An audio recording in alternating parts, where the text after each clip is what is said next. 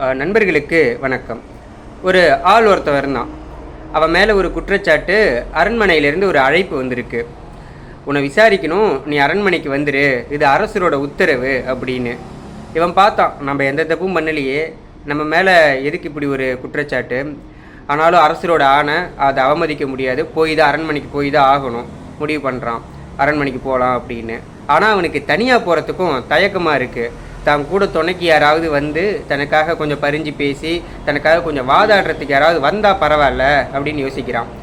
தன்னுடைய 3 நண்பர்களை கூட்டிகிட்டு போகலாம் அப்படின்னு முடிவு பண்ணுறான். மொதல் நண்பனை போய் பார்த்து இந்த மாதிரி விவரத்தை சொல்கிறான். அரண்மனைக்கு நான் வரணும், நீ எனக்காக வந்து பறிஞ்சு பேசு, என்னன்னு கேட்டு பறிஞ்சு பேசு அப்படின்னு அந்த விவரத்தை சொல்கிறான். அந்த முதல் நண்பன் எல்லாத்தையும் கேட்டுட்டு, இல்லை என்னால் வர முடியாது அப்படின்றான். இவனுக்கு ரொம்ப பெருத்த ஏமாற்றம். ஏன்னா அந்த முதல் நண்பன் தான் இவனுக்கு ரொம்ப நெருக்கமான நண்பன். அவன் வருவாங்கிற நம்பிக்கையில் தான் அவன்கிட்ட போய் ஃபஸ்ட்டு கேட்டான். ஆனால் அவன் வர முடியாதுன்னு ஒரே வார்த்தையில் சொல்லிட்டான். சரி, 2வது நண்பனை போய் பார்க்கலாமே அப்படின்ட்டு 2வது நண்பனை போய் பார்த்து எல்லா விவரத்தையும் சொல்கிறான். எனக்காக அரண்மனைக்கு நீ வரணும், வந்து பேசணும் அப்படின்னு. அவன் சொல்கிறான், நான் வரமாட்டேன்னுலாம் சொல்லலை, நான் கண்டிப்பாக வரேன், அரண்மனை முன்னாடி வரையும் வருவேன், அரண்மனை உள்ளார நான் வரமாட்டேன் அப்படிங்கிறான். இவன் பார்த்தான், அரண்மனைக்குள்ளார வந்து தானே எனக்காக வாதாடணும், அது வரையும் முன்னாடி வரையும் வந்து எந்த பிரயோஜனமும் இல்லையே அப்படின்ட்டு, சரி 3வது நண்பனை போய் பார்க்கலாம் அப்படின்னு 3வது நண்பனை பார்க்க போகிறான்.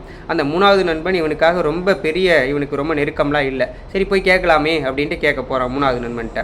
அந்த 3வது நண்பன் எல்லாத்தையும் கேட்டுக்கிட்டு, சரி வா போகலாம் அப்படின்னு உடனே சட்டையை மாட்டிக்கிட்டு அவனோட கிளம்பி போயிட்டான். அரண்மனைக்கும் போயிட்டான். தன்னுடைய நண்பனுக்காக பறிஞ்சு பேசி வாதாடி அவனுக்கு விடுதலையும் வாங்கி கொடுத்துட்டான். இதுதான் கதை. இந்த கதை சொல்லக்கூடிய கருத்து என்ன அப்படின்னா, அதாவது நம்ம ஒவ்வொருத்தருக்குமே, இந்த மனிதர்கள் எல்லாத்துக்குமே 3 நண்பர்கள் இருக்காங்களாம். அந்த முதல் நண்பன் அப்படிங்கிறவன் பணம், 2வது நண்பன் சொந்தம், 3வது நண்பன் நற்செயல்கள். இந்த பணம் கடைசி வரை நம்ம கூட வராது, பணம் கூட வராது.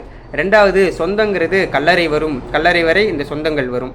இந்த 3வது நண்பன் அப்படிங்கிறது நற்செயல்கள். இந்த நற்செயல்கள் தான் கடைசி வரையும் வரும், நமக்கு பின்னாலையும் நம்மளை பற்றி சொல்லிக்கிட்டு இருக்கும்.